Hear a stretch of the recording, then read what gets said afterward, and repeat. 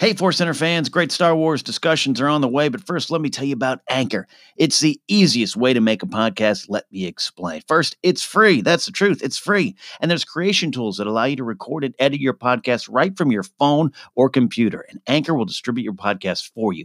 So it can be heard on Spotify, Apple Podcasts, and many, many more places. The list keeps on growing. And you can make money from your podcast with no minimum listenership. It's everything you need to make a podcast in one place. So get started today. Start your podcast. Get your voice out there. Download the free Anchor app or go to anchor.fm to get started. The following is a presentation of the Force Center podcast feed.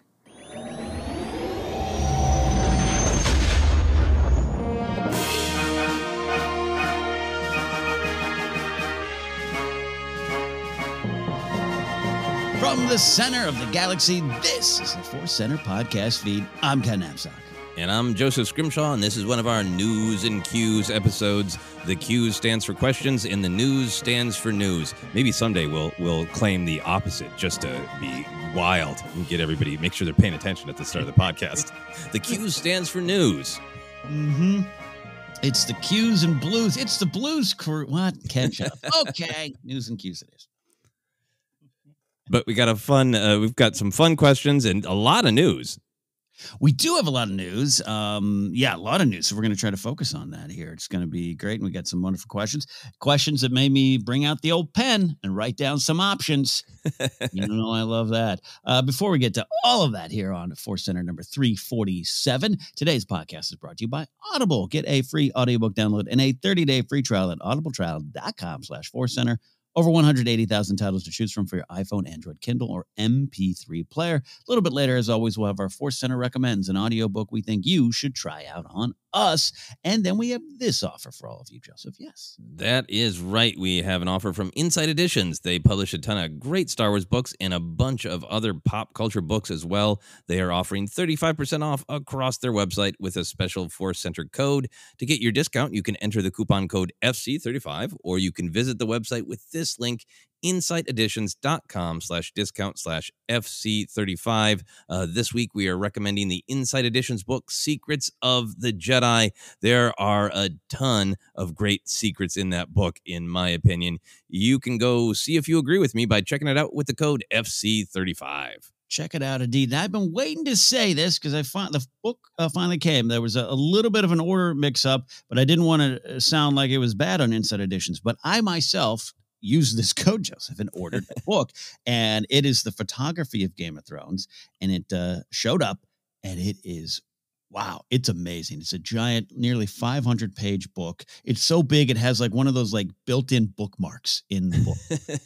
Beautiful photography from the show, behind-the-scenes stuff. So we always highlight a great book like Secrets of the Jedi, but if you're a Game of Thrones fan, check out this book and other things on there. Can't recommend it enough. See, we're not just peddling codes, we actually are customers, and we love these people. Yes. What was that? The old male pattern baldness commercial, or was it Men's Warehouse? I can't remember. Size Burley, not just as much as a president, I'm a customer. Or yes, exactly. Yeah, we're not just advertising this on our podcast; we're ordering from it. That's awesome. That's right. So check that all out. We always like to catch up on Star Wars and/or life adventures. Joseph, any valuable lessons from that galaxy far, far away applied to your daily life?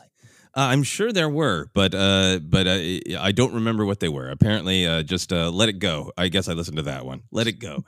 No, it's a good week. It's a really busy week. Lots of stuff going on life-wise, career-wise. It was definitely one of those weeks where all I could do is keep up with the week for the most part. And the only real Star Wars adventure I had was an adventure of temptation that, spoiler, I gave into. I was at Target, and I looked at the toy aisle, and the Target toy aisles for Star Wars they're just sad these days. I think they're not being stocked well, and when they are, almost everything is immediately purchased, right? Right. Every once in a while, you can still see a Jar Jar or a Grief Karga, which breaks my heart that Grief is not moving as fast as he should. But yeah, there's almost always just totally empty of any actual action figures. And I had it in my head that day, I had to buy, just a bunch of boring adult life crap at Target. And I even had it on my list of like, check the figures. And I was like, I want to buy something fun. And then I went in the book aisle and I had forgot there is the Target exclusive version of Rising Storm. And I love that book, but the cover is just like, man, I have literal piles of Star Wars books at this time. I don't need another one, but I want another one. So I had to get it. I am leaning over here to grab it so I can describe it. I'm sure many people have seen it, but it's a bunch of our favorite Jedi, Ken, with the lightsabers up and real big right in the center. Ember the Charhound. Nice. I had to have it. It's got Elzar Mann there. It's got Stellan Gios, Bel Zetifar, Indira Stokes, and then Ember the Charhound. I saw it in Target and I was just like, I want to be able to look at these Jedi friends. So I bought it. That was my big adventure. It's a good one to display. Put it up on a shelf facing out with a light on it. Exactly. And for a long time, I've had Light of the Jedi facing out. So Light of the Jedi might get bumped for the Rising Storm. There you go. Yeah, that's a good sign, though, for the High Republic. If each book you want to kind of put on a shelf and replace the one you're displaying before, it's only getting bigger and better. Yeah, no, and they're doing a great job with the various exclusives and send away for this. But like that's actually kind of a part of the fun is that people are so loving the High Republic and they put out the drawings of what the characters look like so you can kind of look it up. But it is right now much more of a written word, spoken word, and audiobooks Star Wars story. So there is this like hunger to be like, but I want to look at them. Yeah. Yeah, no, absolutely is. It's a unique experience because across multiple platforms, usually it's my own imagination about what Porter Ingle looks like. But now I know. Oh, yeah, and I was thrilled by that. He looked different than I imagined. He did, and yes, he did. But I like where they landed. Yeah, but I want a big old make that poster available. I want those to be print to order posters so I can put up a big poster of the Blade of Bardata. Love it, love it. Yeah, so that's my adventure. How about you? Similar week for me. Just one of those you just kind of wading in the deep end, trying to stay afloat. Nothing bad, nothing great. Just one of those things. We did have a fun experience recording yesterday, all in person for the 1000th episode of Force Center Overall. That's coming next week. We're so excited, and we're going to announce ways to get your hands on a commemorative poster as we just kind of pause for a moment on that special number, but move right on the Star Wars galaxy. We know our place in it. We're here to talk about Star Wars, but it was a fun experience. That was kind of fun getting prepped for that and just kind of looking back on what Star Wars. We always look back and look and analyze what Star Wars means to us, but just look back in through the eyes of the podcast and the experience of doing Force Center. That itself was pretty fun, Joseph. Yeah, no, that was a highlight of the week, absolutely. And I don't want to give any spoilers for the stuff we talk about, but it was just it was a great conversation. It was so great to see everybody. Yeah, that's coming next week. And the other thing, I don't, occasionally if something pops up on YouTube, I'll recommend it or talk about it. There's something I just stumbled. I don't know how new the channel is. It's been around a bit, I guess, but they only got 6 videos up. And I'm always wary about recommending YouTube channels. I often don't know who's behind them and what they do and whatnot. But if I enjoy the content, I love to highlight it. There's a channel called So Uncivilized, and they have, like I said, about 6 videos out, and it's just. It's good video essays that dive into things that I think are close to even our Force Center heart and our Force Center listeners' hearts. Titles like The Importance of Luke Skywalker, A Different Kind of Hero, How Empire Changed Star Wars Forever, The Perfect Storytelling Clarity of Star Wars, Why Palpatine is the Greatest Movie Villain of All Time. That was released a year ago, and that's got some good views, which means Palpatine's got some fans. Just people want to find out. And good stuff. And one I watched this morning of George Lucas, King of Wooden Dialogue, which goes into why that's important and why that's a choice George makes and why that works in some ways. And it's just really interesting stuff in a era and also a format, YouTube, where so often it is the popular videos go the other way. I just want to recommend a channel that's spreading the not just positivity about Star Wars, but actually looking in and analyzing why we love it so much, which is something that's close to our hearts here. So check it out. So Uncivilized. Oh, that sounds great. I'm thrilled to hear that you discovered some other Star Wars talking you're excited to engage with. Yeah, and it's just fun. Like I said, again, it's just an era of people pounding their fists on desks. It's nice to see someone take some time and analyze why we all connect to this wonderful Star Wars galaxy. Yeah, no, and a couple of those videos, the Palpatine being the greatest villain, and in analysis of what does wooden dialogue really mean, man, that is so up my Star Wars alley. I will have to check this out. Check it out, indeed. No code, just check it out. Just check it out. So that's a quick swing through our Star Wars and Life adventures. Now it's time for the news, and as we said up top, a lot of news, a lot of not direct who's cast in Rogue Squadron type of news, but fun stuff in the Star Wars galaxy. So let's dive on in here. Save your allowance money, or as I accidentally put in the notes, safe your allowance money, which is kind of the same thing. It's time to go on a cruise. That's right. The Star Wars Galactic Star Cruiser adventure is about to set sail. And here are the prices.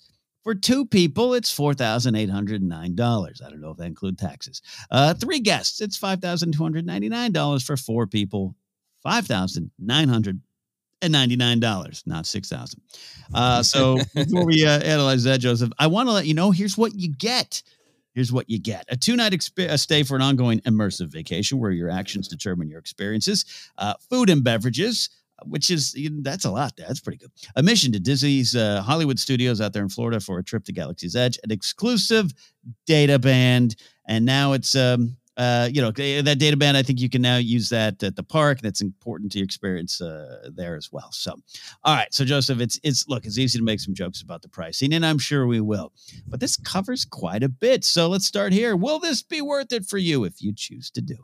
Oh, yeah. I mean, the prices are, you have to go through this is a free ride. Put it that way. I have to go through an emotional roller coaster. Yeah. As I saw many fans did when I see the prices. For what this thing is, it's not surprising because it is, it's access to this really exclusive, this really specific event. It's kind of a cruise. Yeah. Where you're it's a narrative cruise where you believe you have left, but you haven't, right? Yeah. But I see that as one of the daily events is a muster like you do on an actual cruise. So they're really taking it seriously. So yeah, I think I have that immediate knee-jerk reaction of it is hard to see something that has such a financial roadblock to all fans experiencing, right? Mm-hmm. You know, when a Star Wars thing gets announced, it's fun because ooh, we can all experience that and we can all discuss it. And when something like this really drives home of not everybody is going to be able to or want to experience that. Yeah. I got to get past that. But then for myself, if and when I have that money, to me, it is worth it because of the history of Disney giving these kind of experiences, doing a good job with them and making it feel magical. Yeah, no, you're hitting it right, nail on the head, I guess. Spanner on the space nail, or whatever. Because we talked about this when this was kind of announced. You and I aren't necessarily cruise people ourselves. You've been on cruise. I've never wanted to, had the desire to. That's not a comment on cruises. It's like, I don't know. I'll stay on the ground. I'll stay on the land. I know you've been on some cruises before as a performer and those kind of things. So I get that it might be fun, but I start from that point of, but then, you look at the prices and everything you're saying. It's not unlike even Galaxy's Edge. We're fortunate to be, I think, so close to Anaheim to do it. But even then, that's an allowance money situation too. And I know what you mean, where it's like, this is for the few and not the many, and which is fine. That's how life works sometimes. But so that just means my excitement is a little less for it, because right now I am the many, not part of the few that we get to go to this. Yeah, especially, so this one is just in Florida, right? This is Walt Disney World right now. Yeah. So the flight there, then the stay in there, man, those cocktails better be good. Those space cocktails, put it that way. Yeah. I don't know. Yeah. That's part of it too, is the idea of, the cost is a lot, but you're getting a lot out of it. You're getting stuff, if you're flying your family to Florida, that just even to go to Disneyland or Disney World out there, that's going to be a pretty penny too. So I guess maybe you break it down, it's okay. Yeah. I think for me, and I think maybe this goes a little bit towards one of your other great questions here, so I don't mean to jump the gun, but I think for me, when I see that, I just have sticker shock. But then I think about my actual experiences at Disneyland and Galaxy's Edge in particular, And that's where I go to that magic of like, the money's real, it's important, it should be discussed, budgeted, all those things.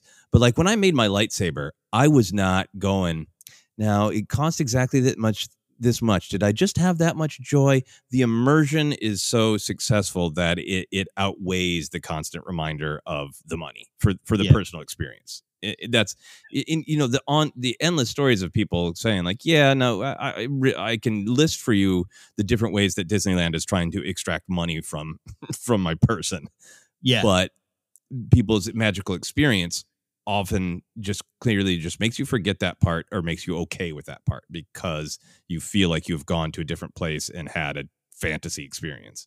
Yeah, no, that's actually, you're right. This represents two sides of the fun and imagination, and then a giant company using their purchased IP very well, and that's just the way of it. And I think I'd be way more cynical about this resort experience than if I hadn't experienced Galaxy's Edge for myself, and being fortunate enough to go there once on a very rainy day. So I can't wait to see it in the sun. But yeah, because I still think about that, and it still blows my mind. I still have conversations about with people about that. So it's easy to be cynical. It's easy to look at the price tag, and we should, like you said, I totally think you're right. That should be something we look at. But I know that I'm sure it will be a home run if you get there and you get to experience it. Yeah, absolutely. And I think, in terms of just being a Star Wars fan, I always try to remember, like, yeah, Star Wars is this beautiful storytelling with this amazing soul. But, I've even done a joke in stand-up of like, it's not a non-profit George Lucas formed in the mid-70s. Yeah. It has always been I think Lucas came from it from a perspective of, I want to tell a story in the reality of our world. In order to be able to tell this story and share it with as many people as possible, it needs to be very profitable. And then the marketing explosion of the original films, it's just always been a part of what Star Wars is. It's always been a part of the duality of it, is this beautiful, soulful, meaningful storytelling that we get to talk about and hear other people's, how much it's meant to other people. But then along with it, it's the reality is always like, and it is to make money too. And those things are okay as long as it doesn't lose its soul. Yeah. And that's how I think we find the balance, right? Like you just checking everything, checking the soul, making sure the pulse is still beating there in Star Wars. Yeah, and I think that's the thing for me, like, with this. Like, if it was a different company from Disney and was like, we've got some only okay cosplay of a droid and some guy with tentacles he clearly made at home, give us your money. Like, I just trust that this will be soulful. You will feel totally immersed. And that's what continues to make me feel okay about the reality that it's for money. Yeah. If you go stay in this cabin or suite here at this Star Cruiser Resort, and it's got some Star Wars curtains, and that's it, you're gonna walk away angry. And again, if I had any cynicism going, and I've been a Disneyland fan my whole life. I love going, and they always do that very well. Where you don't even see, there's gum's not allowed in the park because they don't want you to step on gum. They want to keep that away from you. Like no planes can fly over Disneyland. They own the airspace. It's crazy, and that all leads to an experience where you're like, I'm transported. And Galaxy's Edge just it struck a chord in my soul. So I'm there for it there as well. Even though some pockets get lined. Hey, there you go. What are you gonna do? Yep. What are you gonna do?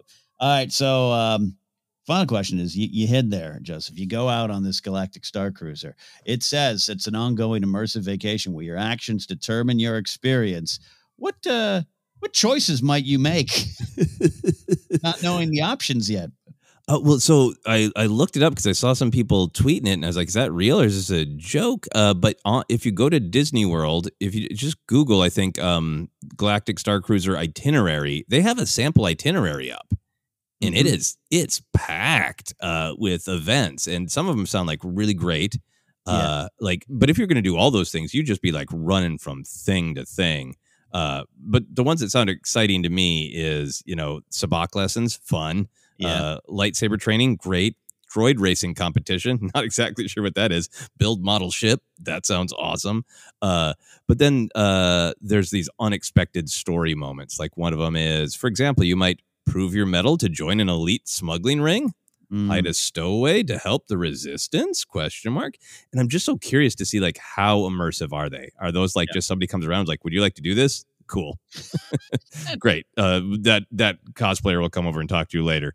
Or is it like you're acting crap out? You got a fake, comm in your hand and you're giving orders, and like I'm curious to see how immersive it is. Yeah, because again, I think if you're here or we're heading here for any reason, I think we're going to have fun for the experience, right? But when I heard that thing of ongoing immersive vacation where you actually determine your experiences, I'm like, well, I'm napping. So what is that going to mean? And what is that going to do? But again, I thought about it. Again, I can make the joke, but if you're there for this experience. And I think I'd get caught up. Now, I don't want to harbor an agent for the resistance. I don't want anyone in my room, right? So, some actor's got to be hidden in a closet for 2 days. I don't know. But I definitely would have fun with it. Yeah, no, I'm really torn that same way. That like a part of me is like, yeah, no, look at that. You could be doing something every second of the day, lightsaber training. Like, and I think if I went there, I would get excited and I'd want to do the lightsaber training. But a part of me is just like, there's that commercial where you're being cheersed by a Twi'lek. Like, I just want to sit in the bar and listen to band and drink with Twi'leks. That's what I want. Yes. For pretty much the entire time. I don't even need to get off in Batu. Yeah. I'll just sit in the bar. And part of me wants to be like immersed that way of just being like, if the windows, there's, stars going outside the windows and it feels convincing, like I'm actually drinking on a ship in Star Wars. That's what I want. That's what I want. Yeah, no, I think, that's kind of where, I would go to. And that, going back to Galaxy's Edge, like I said, I absolutely love that world. By necessity, you're kind of shuffled in and out of that cantina because you have to be. Otherwise, you and I would park there all day. But that's part of the problem is I just want to park there all day. Yeah, and I don't know if you can do that or if it's really like, great, you've had your 15 minutes in the bar. You've listened to the band play. Now it's time to, go yell at a smuggling ring. Yeah. But I'm sure it's a good experience. So look for that soon. Save up your Republic credits and head out on the Star Wars Galactic Star Cruise adventure. Yeah. I got one more question for you, Ken, though. Yes, sir. Do you think that cosplay by guests is going to be mandatory? Like, and would you be down with that? If you're like, in order to stay here, you got to choose a Jedi robe or this kind of smuggler outfit. But like, you can't just be wandering around in your shorts, flip flops, and REM t-shirt, that take people out of the experience. Stand in the galaxy now. Yeah. I would love that. I'd be okay with that if it's simple, right? Sir, do you want a Sith robe, Jedi robe, or combat poncho? Like, okay, combat poncho it is. Ponchos for everyone. That solves the problem. Okay, good. I just needed to picture it. Absolutely. From there, we're going to go to news that we did discuss a little bit last week on the Bad Batch report, but it's our chance to discuss it in a little more detail here.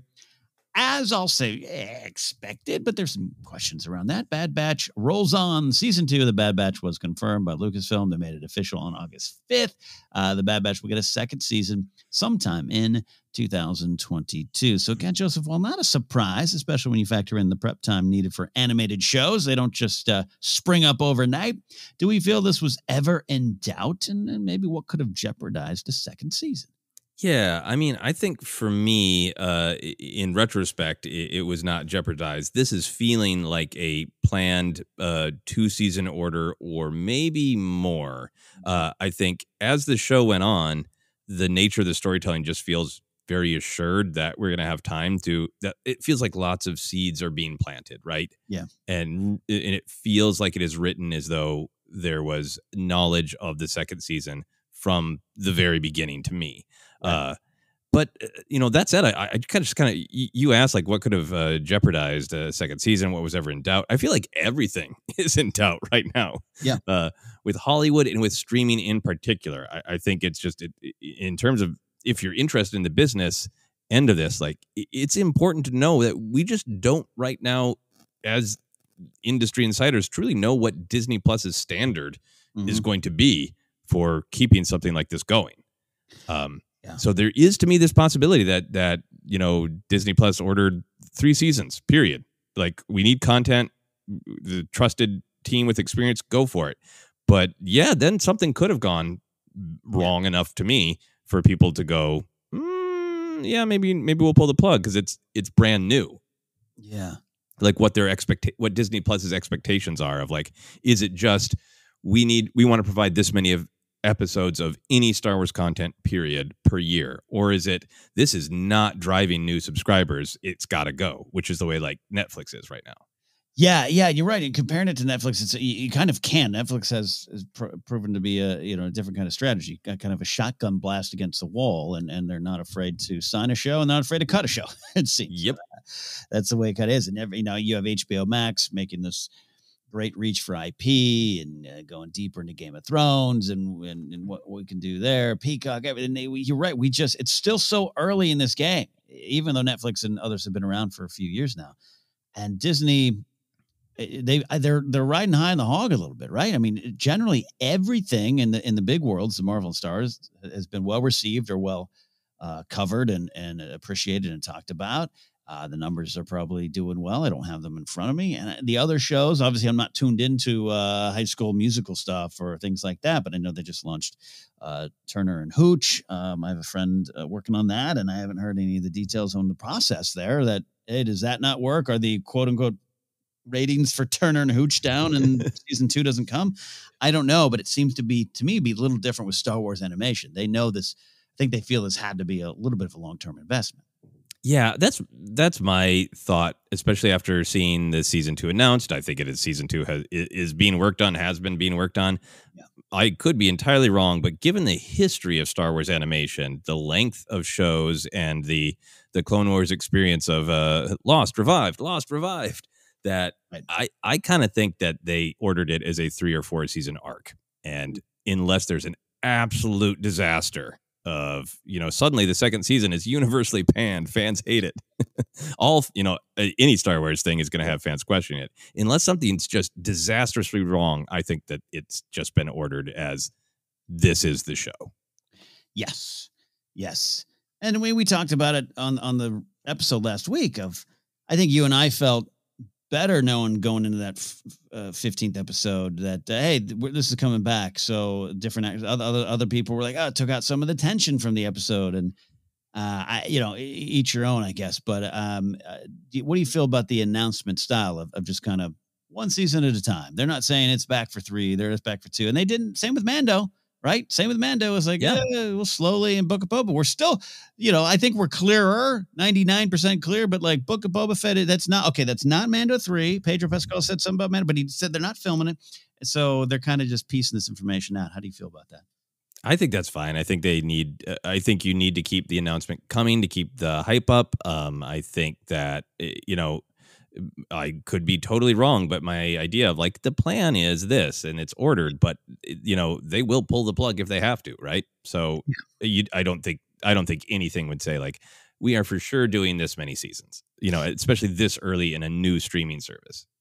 Yeah, and my final thought on it too, I don't think this is any great insight, but I just don't think they had internally. I can't imagine their expectations for Bad Batch were on the same level of Mando or Mando season 2. Where they're like, hey, this is animated. We know it's Clone Wars is popular and lauded by a lot of the fans, but it's not watched by everyone. I think maybe the numbers, the expectations might have been a little different. Again, I don't know. I don't have a memo on my desk about it. But it just seemed, I don't know. I just see, am I off base? Do you think I'm off base? Call me crazy if I am. No. I think it is very, very different to say like, it's easy now to start to forget because so many new live action things are coming, but like live action Star Wars television, like Mandalorian was huge and it was going to be huge. And I think everybody probably had a hint of like, this baby Yoda is going to be pretty good for the bottom line. And then that, was, I think, beyond expectation. Of course, the animated show is, not going to be his headline. Yeah. Especially with the Marvel stuff coming on out. So, That's just me. They might have some time to just continue to do what they have set out to do. What are we looking forward to the most, Joseph, about a second season? Yeah, I mean, I think for me, I really love that Bad Batch feels like it is telling kind of two stories. It's, what happens to Omega in the Bad Batch ultimately, and what is this era in Star Wars like through these characters' eyes. So I'm really, really excited to just see those two stories continue to develop, of learning more about this era in time. Just spending quality time with the characters. Like, I think that there are some episodes that are like, yeah, no, this is a fun adventure, and it's not moving a big plot forward, but it's showing us about the world, and it's just having these characters develop as people. And I'm happy with episodes that are like big and revelatory, and I'm happy with episodes where just like, I just spent some quality time with my friends, the clones. Yeah. So I'm kind of happy for those things. Then other specific things that I'm looking forward to is so I'm still hopeful of finishing Boba Fett's Clone Wars arc, the planned, the kid bounty hunter trying to make his way, puts on the armor, and I think takes out Cad Bane and claims his mantle as the baddest bounty hunter in the galaxy of that era. I think that they can finish that story and still have it really be not take away focus from the main characters. I'm excited to see more about the formation of early rebel cells, which I think they're just perfectly positioning themselves to do. So those are some season 2 possibilities. Last thing for me is, I think if there is a 3 or 4 season plan, and unless something goes horribly wrong, we're going to get it. I love the comfort of feeling like this show is going to answer all those fan questions we often have of like, okay, well, why aren't Tech and Wrecker on Yavin? Where did they end up? Is Omega anybody's importance parent? Like all those kind of fan questions that we get that sometimes new characters introduced. And then you're like, where the F's Jason Syndulla? Like, there's something about this show that feels like it's going to tell the Bad Batch's story, and we'll just know those things, and that'll be it. Yeah. I think that's a great expectation, or want to have. Expectation's a dangerous word. But, a hope. I'll stick with a hope. Hope, a want, a desire, a hope indeed. Yeah, no, well said on all that. I think that the time that they've had to even explore things in this season with 16 episodes, I think I consider the Bad Batch a wonderful group of tour guides through the galaxy as it changes, but I feel satisfied by their story, even though I do agree, a little bit more character development on Echo for whatever that word. And believe me, that word, that term character development is thrown out a lot by folks that I think more is there than they'll give it credit for. But I also understand like a little more quality time with those characters, but I still do feel this was Hunter's big story, Hunter's big season, and next season and beyond, they've made a decision. They're committed. A lot more information and answers are coming, like you said, and to have it kind of flow into those early days of the rebellion is very exciting for me because I enjoy that story. I know a young Infus Nest mother, those kind of characters could show up for me. Maybe I want Infus Nest in some programming somewhere. That might be it. So anyways, I'm looking forward to that. That's kind of my hopes, echoing what you said there. Yeah. And speaking of Echo, I mean, I feel like Echo's perspective is clear, and I'm hoping to spend more time with that perspective, and that could be really interesting because he seems to be the character who is leaning most toward like we should continue to be soldiers. The war isn't over; it's just being fought somewhere else. Let's go, and that could be just really interesting tension. Yeah, interesting tension indeed. Well, we'll know soon enough, and we'll, of course, keep you updated when we get the release date for 2022. But I have a feeling you all know as well, and we'll just celebrate that. Speaking of celebrating, last November, really, we celebrated Life Day with Lego Star Wars and the holiday special. New one for a new era. But now we've got coming our way Lego Star Wars Terrifying Tales that will start streaming on Disney Plus October 1st. Joseph, here's the very non-canon story, or at best canon adjacent pitch. It will be set after the rise of Skywalker and be based around Poe Dameron and BB-8 crash landing on Mustafar. And we have a hut there on Mustafar that has turned Mustafar into a Sith-themed resort. That sounds real life. And Vinay, of course, from Rogue One, will then share 3 creepy stories on a bit of a tour around Vader's castle, which is apparently now a resort. So Tony Hale will voice Vinay, of course, Arrested Development and Veep fame. Christian Slater from Cuffs fame will be on board as Ren. All right, Joseph, let's stop there and catch up. What do you think about all this? Yeah, Christian Slater, famous for his cameo in Star Trek VI, The Undiscovered Country, if I'm not mistaken. That's the main place people know him from, right? Absolutely. So a big crossover between Star Trek and Star Wars right there. Yes. And finally, for me, the Arkansas Dave Rudabaugh Young Guns 2 connection. Finally, those two universes connected. Yeah, no, I'm very excited about this. There's so much in here that's really cool. I love these Lego shows. I love that they use canon and are, they're canon accurate in terms of like the timeline and where people are and what's going on in different places, but then they're absolutely not canon. They're just like fun spirit of Star Wars and just fun bit of comedy. Vinay returning is super great. I'm hoping for some bathing Vader jokes. He's just one of those characters in Rogue One who's like creepy, cool, and then your mind just goes to jokes, right? Of like, yeah. So his job is like to interrupt Vader while he's bathing to tell him his next appointment has arrived in his creepy castle with no rails designed to intimidate people. Yeah. Like there's just a lot of fun jokes to be had there with Vinay. The Hutt is Grabala, who is from the Freemaker Adventures.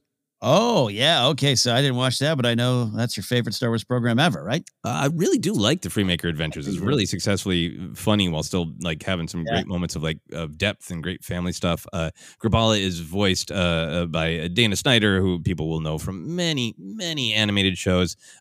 Dana's a pal. I've met him at Dragon Con, and he's done a couple of my live shows in Los Angeles, and it's fun to see him because he is just a wildly funny guy and brings that energy to Grabala the Hutt. So I'm excited for that. And it's such a great over-the-top idea that Mustafar would be like a Sith resort, and that kind of just fun joke of like, well, who would want to come there? Because it's super terrifying. And that's interesting to me because that's all Lego stuff, right? But then strip it of the Lego stuff, and it's very similar to the great the Kevin Scott's comic series of Tales from Vader's Castle. Yes. Where people end up there and then hear spooky stories about it and all that kind of thing.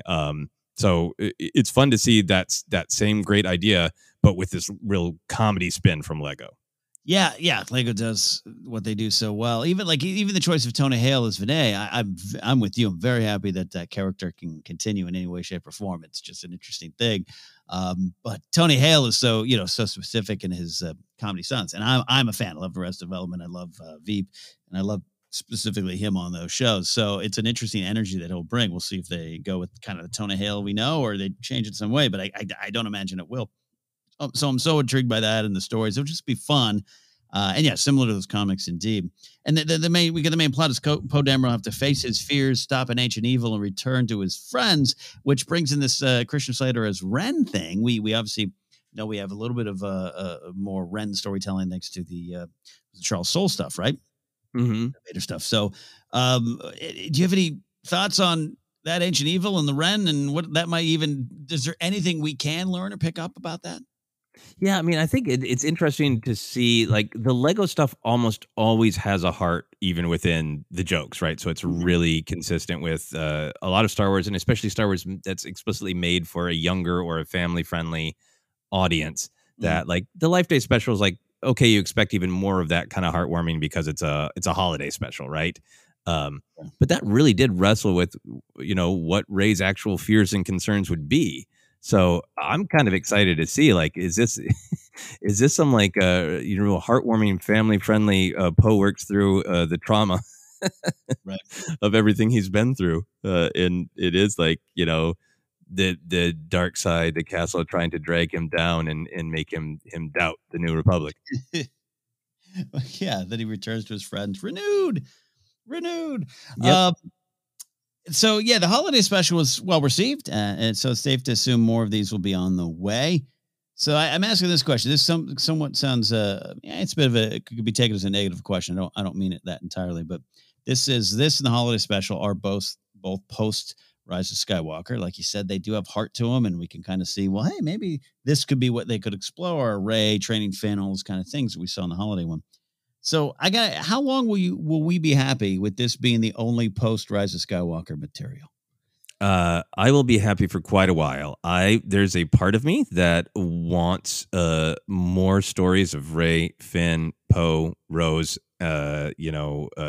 almost everybody, BB-8, everybody, Larma Daisy. There's a part of me that just wants it almost more than anything.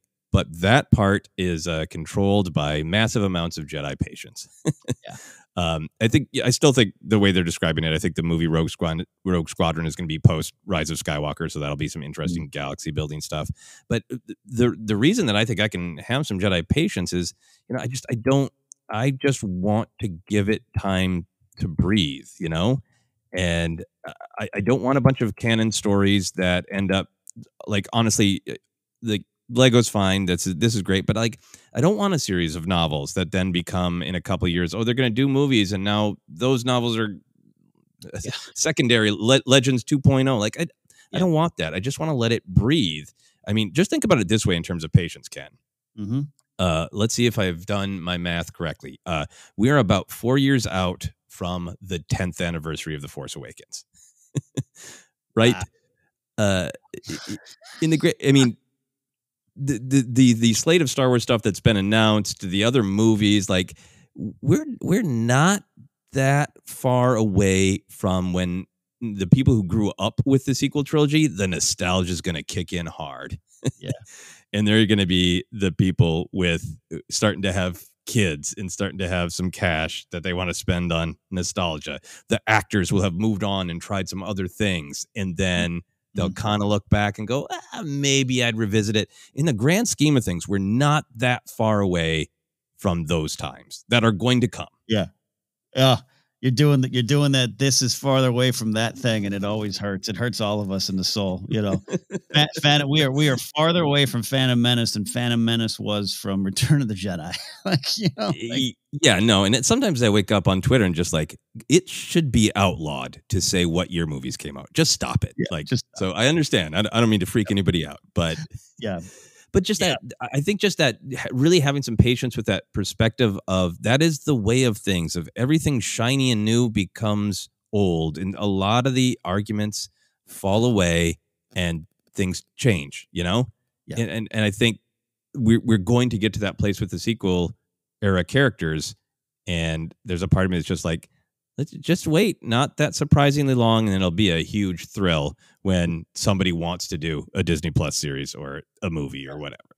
Yeah, no, I love what you're saying, because it's a little bit of counseling for myself, where I don't think we're gonna, I wouldn't expect Oscar Isaac and Boyega and Daisy Ridley to come back anytime soon, if at all, right? I know the real world of that. I know the thoughts there, and I as a fan sometimes just want to, I do love the answers as much as we talk about themes and how Star Wars affects our lives and resonates inside all of us. I also just want to know what happened, and these give me just enough of a taste. The holiday special specifically, the stuff with Rey, where I think it works. It helps me pause and helps the patience kind of flow in. Let me open my mind to the patience. If it's like, okay, here's where we are right now. And you're right. You're so right. I mean, I joke about that 10-year anniversary number, but like, if you just do the math, if someone was 13 when they watched Force Awakens, they're approaching 20, and their view on Star Wars might have changed. They might have left it behind, or they might be like us and starting their own podcast, or waiting. And then 10 years from now, man, Rey comes back at all. And anyway, it's going to be amazing. And so I'm good with the patience, and I'll be content with these little fun, playful looks at what could happen after. Yeah. And I love Halloween spooky time, so I'm thrilled. I'm so excited for this. There we go. Coming your way October 1st, the Lego Star Wars Halloween special, Star Wars Terrifying Tales. Final news story, a bit of a sad story, but we have to pay our respects. As a lot of people know, on July 28th, J.W. Jonathan Rinsler, passed away from pancreatic cancer. He was only 58, author of over 25 books, including the Star Wars limited comic series for Dark Horse, which is spectacular. I just talked about it on Spotlight Star Wars not too long ago.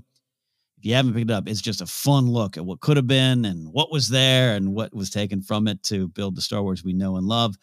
He also wrote 2 episodes of Clone Wars, the season 6 arc, The Disappeared, had his words in it there. And Rinsler, of course, was most known as the man behind the Making of books, first released in 2007. He also wrote a great one about Indiana Jones, and I'm going to get my hands on. I don't have that one there. Described by everyone as kind and contemplative, which you can see in listening to him talk. You can kind of get that feel. Rinsler started at Lucasfilm in 2001. Joseph, sad news indeed, but let's celebrate that legacy. Any thoughts on J.W. Rinsler? Yeah, absolutely. It's sad news, but also just what a great life and career to celebrate, and what a great contribution to Star Wars. I think the statements released by both Lucas and Filoni had some great sort of attributing Star Wars values to him. Filoni in particular said, like, pass on what you have learned is one of the great teachings of Jedi. And man, did Rinsler do that! Of like, he is in some ways like he was the real life keeper of the sacred Jedi text, right? Of finding, being made aware of some of these documents and really, really pulling them together and putting them down for the ages on those big making of books. So I think that is a huge thing to be celebrated. I have not done a deep dive on those making of books, which I would really, really like to. At some point. But man, I did not realize, or maybe I knew at some point and forgot, but I did not know he wrote that disappeared Clone Wars arc. And I love that arc. I think that is one of the really unique arcs that's got a ton of fascinating stuff. I can't wait until we eventually get to it in our Clone Wars show, Clone Wars Report, because it's like one of the greatest examples of a Star Wars buddy comedy. Yeah. Of Mace Windu and Jar Jar Binks. It expands the possibilities of who Jar Jar is, of like, he's got a kind of lady friend from a different planet, and they actually interact with the Force and have a totally different relationship to it. Like, there's a ton of incredibly interesting stuff in those two episodes, as well as just being a fun, weird Star Wars buddy comedy. So, man, I love that, and I cannot wait to read his final book that's coming out very soon. I'm going to pre-order it about Howard Kazanjani. It's called Howard Kazanjani, A Producer's Life, and I was reading that he got a rare interview from Marsha Lucas. Yeah.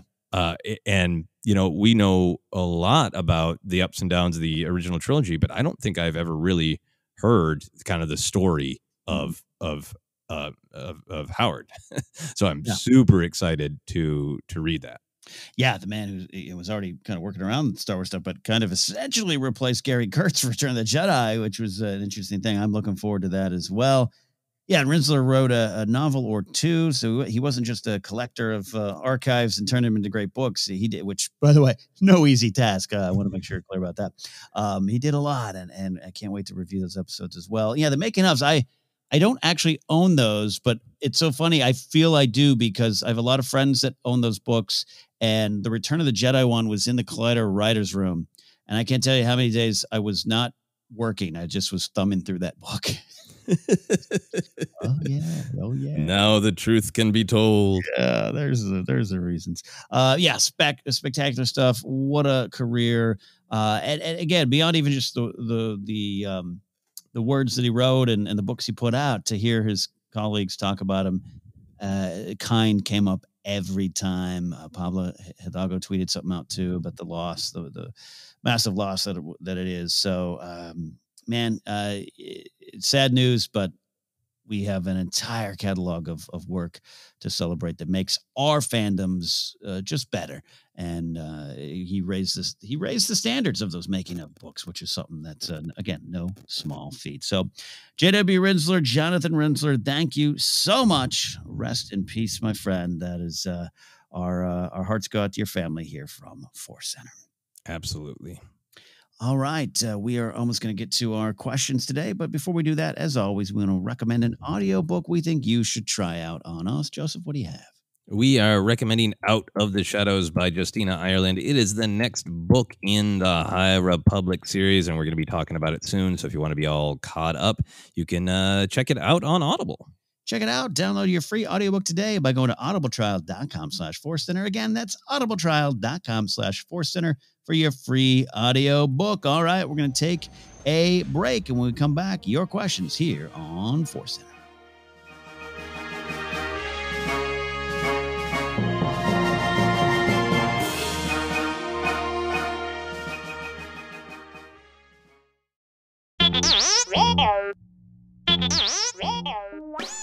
Hey, Force Center friends, make sure you're keeping up to date on all the great content from Jennifer Landa. Whether it's YouTube, Instagram, or TikTok, you whippersnappers, Force Center's own Jennifer Landa continues to bring you fun, informative, and insightful laughs and moments. Also, Jennifer brings her experience and perspective as a Star Wars loving mother to her DIY projects, blogs, and more. So be sure to head on over to jennylanda.com. That's JENILANDA.com for articles like how to make your own Darth Maul sneakers or 10 unique Star Wars baby gift ideas. Follow Jen on Twitter and Instagram at Jennifer Landa and on TikTok as Jennifer Landa 1138.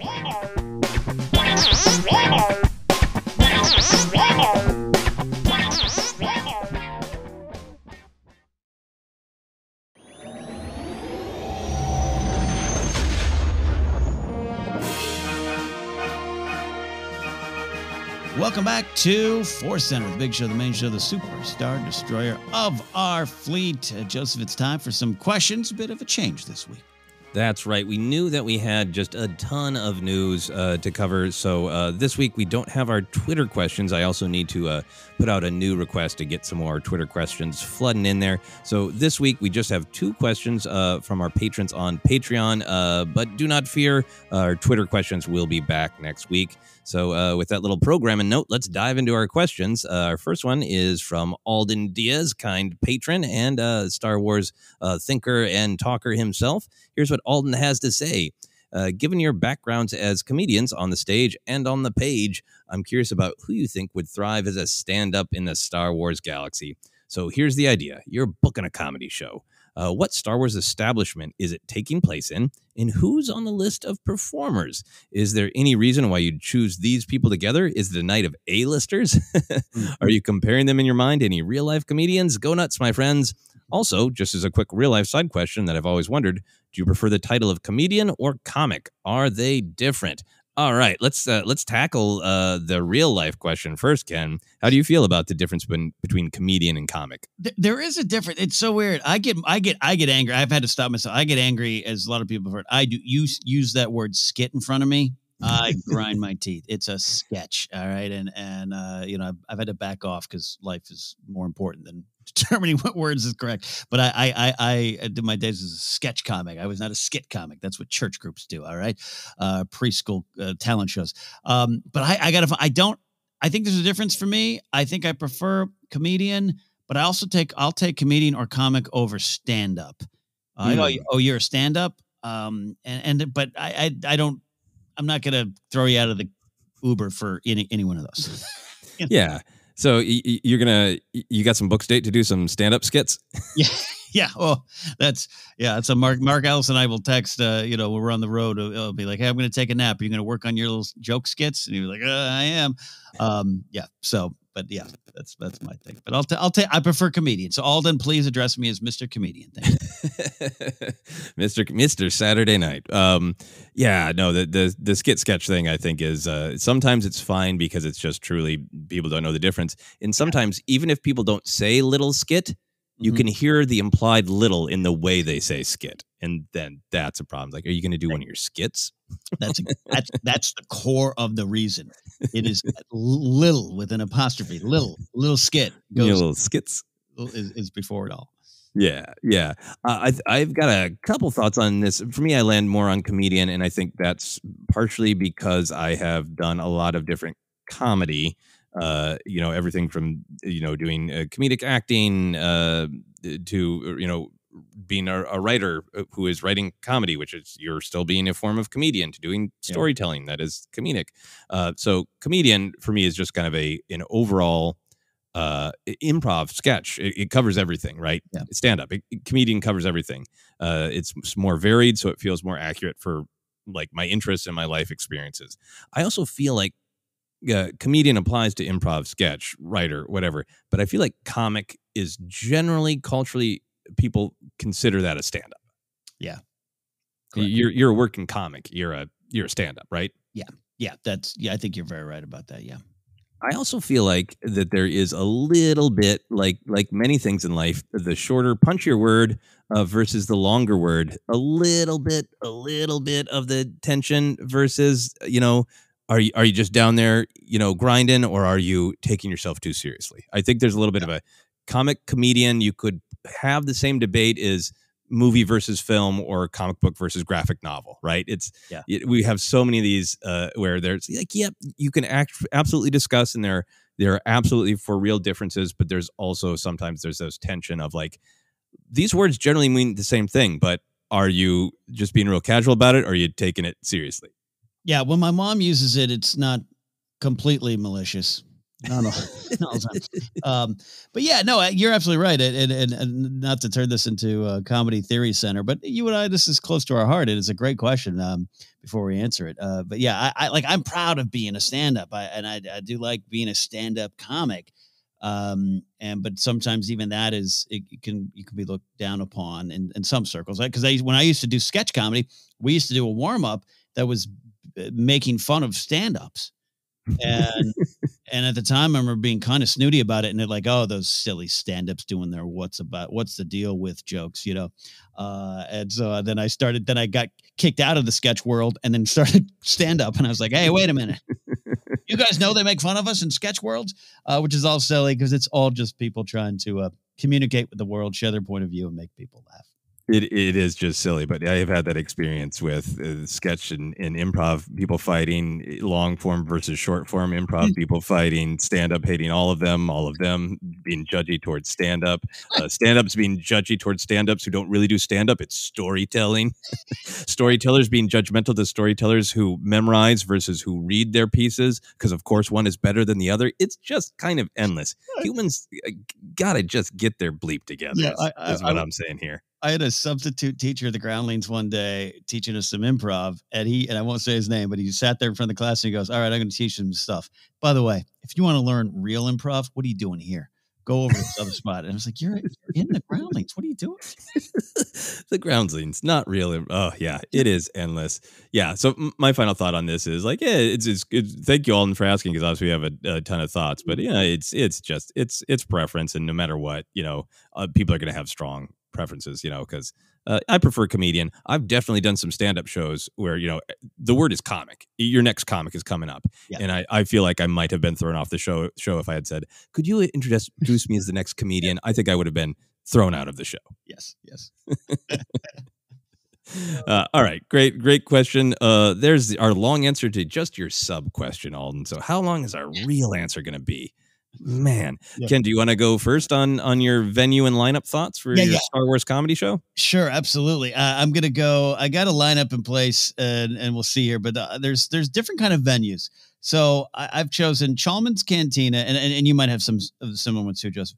Chalmers Cantina, Canto Bite, and Brightree Village represent 3 stand-up comic shows, and to be on, like, I'm focusing on kind of that end here. I have been to the real world version of doing shows at Chalmers, and I know you have as well, Joseph, where you walk in and you're like, we shouldn't be here. I had to flee at Chalmers at one point, my friend and I, because we felt it was no longer safe. I walked in with my old roommate. He was headlining. I was supporting him. We go to a bar out in Corona where we were booked at a comedy show that they had weekly, by the way. We walk in and everyone turns around, and the manager, a woman runs around the corner. She goes, wait, are you guys the comics? And we went, yeah. And she goes, it's okay, everybody. They're the comics. And we were inching back towards the door. Because otherwise strangers ain't welcome around here. Strangers ain't welcome, especially looking like you in your purdy Hollywood shirts. It was a thing, man. It was Pee-wee walking into that biker bar and screaming, "I'm trying to use the phone." It was so there's those kind of shows. I did a show up in Palmdale, California, at a bar that I've made references before in shows. It was closed down a week after because they had a double homicide there for the second time, and they shut the place down. And the comedy someone pulled a blaster on Obi-Wan is what happened. Yes. So there's Chalmers Cantina. Canto Bite is like going to a casino, a little different crowd. You're kind of worried, are they going to laugh? Are they going to get your references? And then Brightree Village is like that new spot post-war, post-fall of the Empire, where maybe the Ewoks are trying to open up, maybe get a little tourism. Come see the site of the end of the war, the main end of the war, and then you could open up a club on Jakku later on. But where it's like kind of new, and you're wondering who the booker is, and you're like, who's running Brightree? Anyone here? Anyone know who's running Brightree? It's a new spot. I want to go to a new market. Braintree also seems a little bit like an indie spot, and those exist everywhere, but like certainly in Los Angeles too. When I first moved here, there was like any restaurant you pass is like, they probably got a back room that somebody's doing comedy in. Yeah, those rooms where I'm like, I want to fit in there, but I don't, which is weird because I don't fit in the other spot. You'd fit in fine. Braintree Village. So those are my venues. I don't know if you want to launch. I can go into the lineup if you want. Sir. Yeah, no, we'll trade off on venues. Yeah, this is always a fun question for me because I want to answer lots of fun venues, but the truth is the vast majority of like public places we see where people would believably perform stand-up comedy are absolute nightmare venues where your show will go horribly and you're not physically safe. Chalmers, hell gig, right? Outlander Club might look fancy, they might pay you good money, but no one is there for that at all. Jabba's Palace, that's a trap. Right. Yeah. They claim you want that. But, I was even thinking like Dryden Voss's yacht of like, oh, man, that would be like we've hired, a real headliner. That would be where a headliner has a terrible gig because it's just there to look classy and look entertaining. But, half of them are drunk. Half of them are like Imperials that you can't say the wrong thing or they're going to shoot you. Yeah. Almost every actual venue in Star Wars is a nightmare. So I thought of Braintree Village as well. Okay, great. Because it's a place where we, particularly like in a larger, banquet space, a banquet tree, but like where we see 3PO tell that story, like that's actually a good room, right? Because it's great room. It's warm, it's focused. The point of the room is to look at somebody else and listen. Yes. And that's what you need. So Braintree Village, and then this is my way out of the box one, is I was thinking about like none of the bars or criminal gangster places, they have stages, but no one's actually going to give you their full focus. So it's like where in Star Wars is designed for people to sit and listen to the speaker, the performer. I want to lower the lights. I want to maybe add some curtains, and I want to do stand-up in the Home One meeting room. Oh, that's great. That's a good one. Right? Because you got the seating. It's a little bit of a thrust stage. It's curved, which is great energy for comedy. So the performer is separated, but it is also still kind of among you. So it just feels much more intimate. Yeah, that's like a cruise ship, but a better version of it, right? Yeah, and then Canto Bight, yeah, for sure. We did see we haven't seen it, but there's some huge Vegas stage, and that would be fun too because that's like big performing, as a theatrical event. Yeah, but intimate stand up. Home One or Braintree Village. Love it. Yeah. Love that there. Okay. And the Outlander Club, the Outlander Club. I once did a show in Huntington Beach during the NBA finals and we got there and the bar manager turned off the game and told everyone there it's time for comedy. I did that once too, but they just turned off the sound on a baseball game and it was still playing behind me while I had to make philosophical jokes about the meaning of life. Yeah.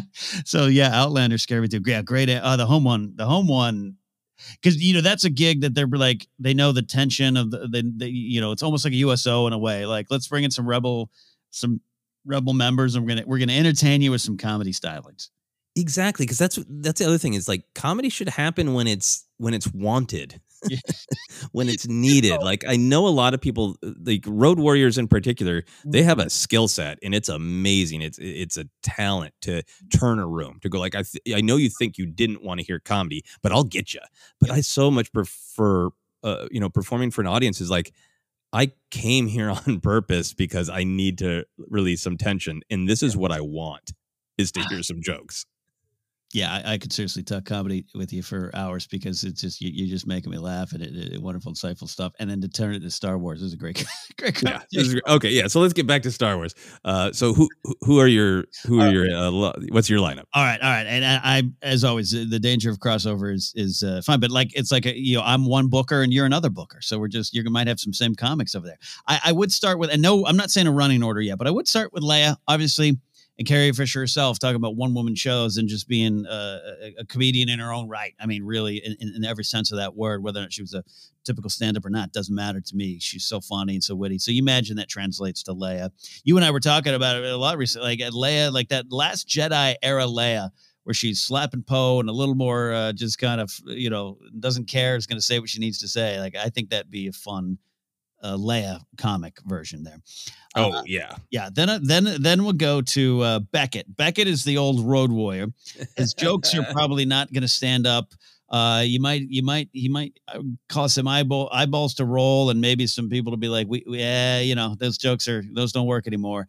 But he's just that road dog, like you said, that's going to be there. And but he's at the end of the rope. He's just going through the motions. But I want to see what he's got to say. And then I have Lando. Now, Lando, I'm thinking particularly young Donald Glover, Lando. And now Donald Glover, genius in his own right in terms of comedy. We know that. But Lando there, and I am the biggest Lando fan in the world, right? You know I love Lando, the character. But Lando is that comic that maybe isn't as genius as he thinks he is. But he's got some good bits, but man, does he love to talk. And, go. I was going to say, Lando is that perfect person who is legitimately cracks up his friends because he's really funny and charming when it's just a rambling conversation. But then he goes on stage and his story has no structure. He's not good on transitions. It's just him rambling about crap that happened to him. And it's really funny when you're just sitting and hanging out with him, but it is not structured as a performance. Man, I do a lot of shows with people like that. And yeah, he's funny and he gets by on his energy and personality. So you want him on the show, maybe early, because he's going to get people loose. He's going to take some food from their table and a joke and have some fun, and people are going to like him. They're not necessarily going to laugh at him, but they're going to like him, and it's going to be fun. So then from there, we go to Chopper. Maybe with some translating, screens up there. Chopper being just that cynical, not quite Lewis Black ranting comic, but just the one who's just kind of so cynical and maybe self-loathing enough, but also confident enough to tell the jokes, and energy there as well. And then I don't think they need to be a duo. I'm certainly not slotting one slot for two wonderful characters, but the idea of Rose Tico and Cadel Connix being these comics, and I've seen some duo teams that are really good in my days, ones that no one has even heard. But what I like about them is I think they could both be. Billy Lord herself is great, and Kelly Marie Tran comes from a comedy background too as well. But the characters are those characters that I even see myself and you and I, Joseph, different styles of upbringing, even comedy, but kind of have the same focus of we were the ones in the back of the room, not getting the attention. And this is how we talk and communicate with the world. And we have a lot to say on it. And Rose Tico and Cadel Connix being in the background, especially Rise of Skywalker, I'm thinking, where they're like, man, yeah, we got some thoughts. You want to hear them? And they're pretty fun. Yes, absolutely. I think they would be great. So, and then my final one here is Luke Skywalker from Octo. Oh, yeah. Is he the headliner? He's the headliner. He's the old grizzled guy. He's got a lot of stories. You're going to know him. You remembered him from his run in the 70s and 80s. You remember that guy, but he's got some different takes and different stories. Just think of that, where are you from? Jakku. Well, that is nowhere. That kind of energy, that kind of Luke, telling some stories, taking you through a little bit of storytelling more than comedy at this point in his career. But he's going to get by, and then Ham himself being kind of witty and cheeky, kind of, I don't mind that. The Luke that brushes the crate dirt off his force projected shoulders is also a little of the energy I'm looking for. And he brings it home and he closes the show. Oh, no, that is a great lineup, and a little bit of overlap, but I think portioned out differently here. But man, I love Luke. Yeah. Cause he could definitely let me let you in behind the scenes. He's like that famous person who has like a lot of great bits about what really happened on the set of this amazing, funny movie that you love. Like you want to know what it was really like? I'll tell you. I'll take a big slug of my green milk and then I'll tell you what it was really like. Oh, definitely has some green milk on stage with him. For sure. He's dribbling on his robes. So I think for me, it's sort of MC host. I got Finn. I think. Oh, that's great. Finn would do great crowd work. Finn has, especially like by the end of Rise of Skywalker, when he's all in and he knows that, what he wants to do is help everybody staying positive, staying together. It can get so annoying at stand-up shows when you're like, hey, is everybody excited? That didn't sound very excited. Like, clap, put your hands together, keep it going. Like, Finn would be able to do the keep it going in a sincere way. Yeah. And would be able to use the Force to feel literally interpret from the audience and feel if he needed to say keep it going, or like they're actually quite excited. I don't need to say keep it going anymore. That's a great Finn as a host. That's perfect. That's great. Yeah. He'd have a couple of good jokes. He'd be working them out, but he'd be so great at crowd work. He'd be really good at like sincerely doing the like, so where are you from? How was the food really? And just having like some light, fun banter with the audience. Yeah. Then I think the opener for me is Shriv. Oh God, I forgot about Shriv. Oh, that's great. Because he's a little cynical, but not like super dark. Not like, ooh, we're actually worried about you. He's gonna be super relatable, right? He's gonna be telling you about like the weird infection he got in his crotch from his flight suit, and just like yeah, Bacta doesn't do anything for that, He'd be getting a lot of good laughs, and then I'd throw in some weird acts. I think Lobot would do this, not really a stand-up set, but he would do a mime act where he played music and then he pretended to sing, but it was like big and exaggerated and weird.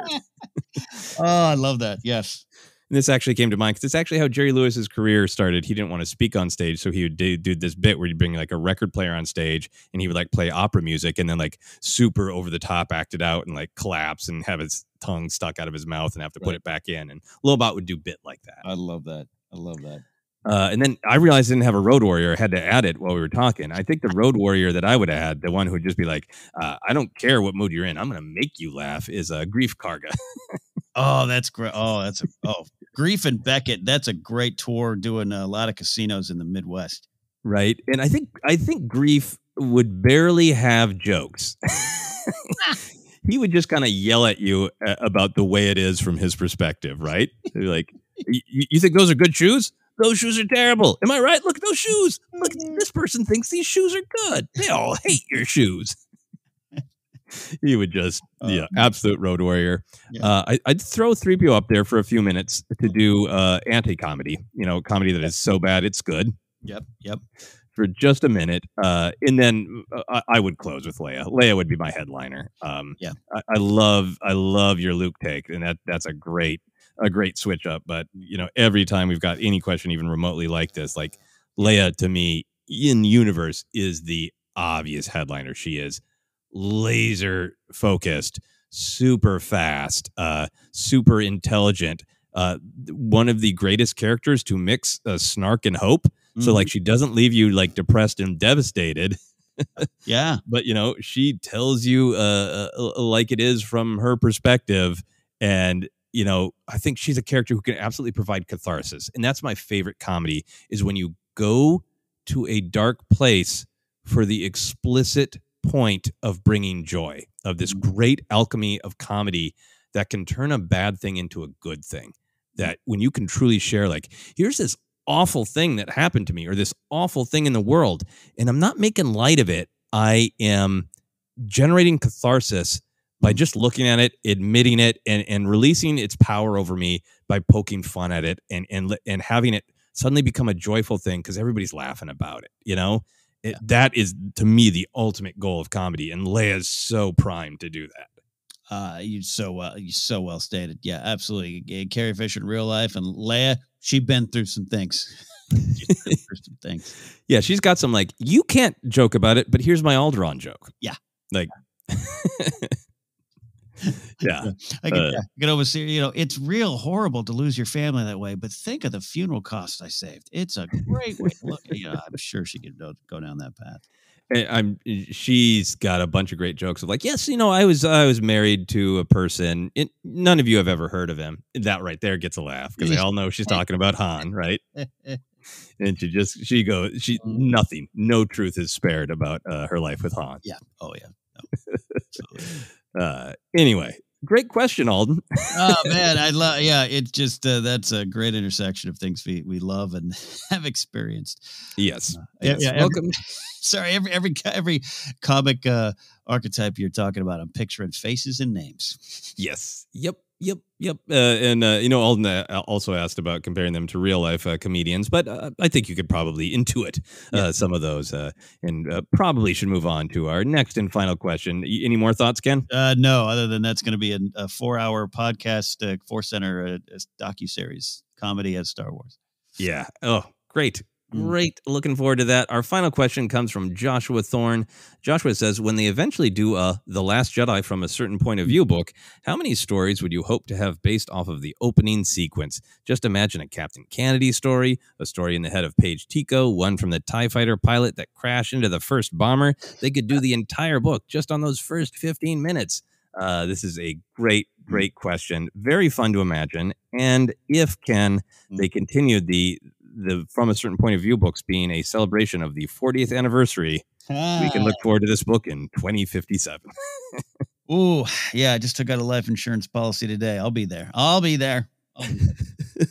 Yes, I will love this book if I'm alive. I just want to be alive. That's all I want. Yes. What are your thoughts on this, though? In a theoretical Last Jedi From a Certain Point of View book, are you excited to see different perspectives of that opening scene, and what do you want? Yeah, no, Joshua, this is a great question because you dig in. You could make the joke of the New Hope one spent pages upon pages in the cantina, but as it should have, there's just every corner has a story, and I was focusing on that opening sequence. It's definitely one of my favorite in Star Wars, and a lot of folks.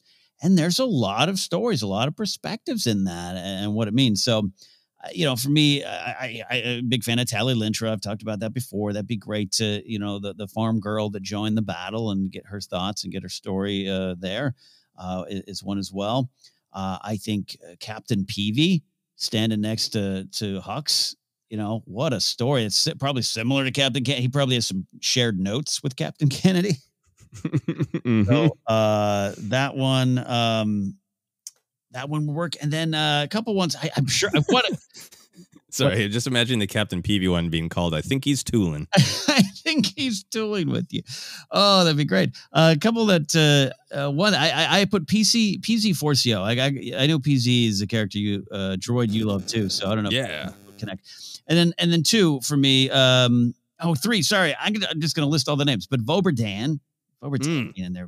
I'm going to put the bomber whose name I refuse to know, but it's actually Nick's Jerd because I missed that question in a big schmodown and got eliminated kind of off that one a little bit. That's the bomber you see for just a short amount of time before Paige has to step on up there. So a little bit of that story there. And then the final one for me, I know what you think about this. It could be on your list too, but Snoke. Ooh. I think you'd hold for that book, you'd hold Snoke out for probably a little bit later, but there's something about Snoke in that moment that intrigues me. Yeah, no, there's a lot of great choices. In that opening scene, I think one of the characters that I would be intrigued to hear from is one of the other crew members on that dreadnought, right? Mm-hmm. There's been some good moments of those of really understanding like what people think they're involved in. And I can imagine like a really great tragic story of like a young crew member who really thinks like, this is it. The First Order is totally correct in their, ideology that I've been fed. And this is the moment where we're going to wipe them out and, everything's going to be great. I'm going to be the guy who gets to push the button and then realizing that it's all gone horribly south. I've made a huge mistake. The other big Last Jedi one, which follows a lot from Empire Strikes Back, is I truly want the Thal Siren's perspective. Oh, yeah. Like what is the Thal Siren sitting thinking about when they're just sitting there sunning themselves? Yeah. You take the milk if you want. That's cool by me. I don't care. Turns out it's more sensitive and is a Jedi. Yeah. Oh yeah, and of course the Linnae caretakers, their pirate husbands coming home for their whatever it is party. I can't remember how often, if it's monthly or once a year. Yeah. Definitely want to hear from the pirate Linnae. Mm-hmm. Mm-hmm. Yeah, so a lot of great options. So very exciting to think about all these years from now, where maybe they'll move it up to a 10th anniversary book for Last Jedi. Yeah, might as well. Get it out there. Content. Yeah. Content. It's all coming. More and more content. Those are the questions this week. Like I said, we'll be back to our full complement of 4 questions and getting those Twitter questions next week as well. Absolutely. Looking forward to that. Great stuff. Man, we'll be talking about comedy off air for hours now about that brief Cargus set. Great stuff. A lot of fun. If you want to find us or connect, we are on Twitter at Force Center Pod. We're on Instagram and YouTube as well. Facebook page is Force Center Podcast. We're available on Anchor, iHeartRadio, Apple Podcasts, Google Podcasts, Stitcher, TuneIn. Don't forget Amazon Music and Spotify. Merch is available at tpublic.com/user/Force Center. Patreon.com/4center is where you can support us directly. And through there, we'll have information shortly on how to get your hands on that wonderful commemorative poster, exclusive poster coming your way to celebrate the 1,000th. It's a hard word to say. 1,000th total broadcast. We even recorded, and I was having trouble saying it on the broadcast episode. I spoilers. I fumbled it, and then I heard you say 1,000 episodes instead of 1,000th episode. It's like, he's so smart to just say 1,000 episodes instead of 1,000th episode, which is quite hard to say. Just shout out numbers, just numbers. But anyways, that exclusive poster designed by Brian Ward is going to be available through Patreon. We'll have more information soon. We got our own stuff going on as well. You can follow me at Ken Knapsack or KenKnapsack.com. We always like to highlight things we love to plug in. Be the Match is something that I'm part of as well. That is the registry where you can become a bone marrow donor. It's something that's still very much needed. Go to bethematch.org for more information about becoming a donor or how to support. Joseph. Yeah, you can find me Twitter, Instagram, TikTok is at Joseph Scrimshaw. Still having a ton of fun sharing some of my many action figures on there and poking some fun at my beloved action figures. If you're interested in other comedy adventures, my podcast Obsessed, links to comedy albums, all that kind of stuff. It's on my website at josephscrimshaw.com. And the thing that I would like to advocate for today is a resource called AmericanForest.org, an organization called AmericanForest.org. They do a lot to promote just planting some more trees, which helps our world. But in particular, they've got this program called Tree Equity, and it's this great study and taking action on what a difference trees make in urban environments and how a lot of times it isn't really equitable where trees are and what a big difference they make to the health of the city, to the health of the people in the neighborhood. To me, it is something I care about a lot in real life, and it just is so Star Wars. It is using nature to make life better for everyone. So I like it a lot. Check out AmericanForest.org. Love that. Well said, sir. Good organization. Excellent. All right, my friends, that is Force Center for this week. We'll be back with a deep dive and look for episode 1,000th coming your way very shortly. So for all the comics, making it happen and making laughs in the galaxy, we'll see you next time here on Force Center.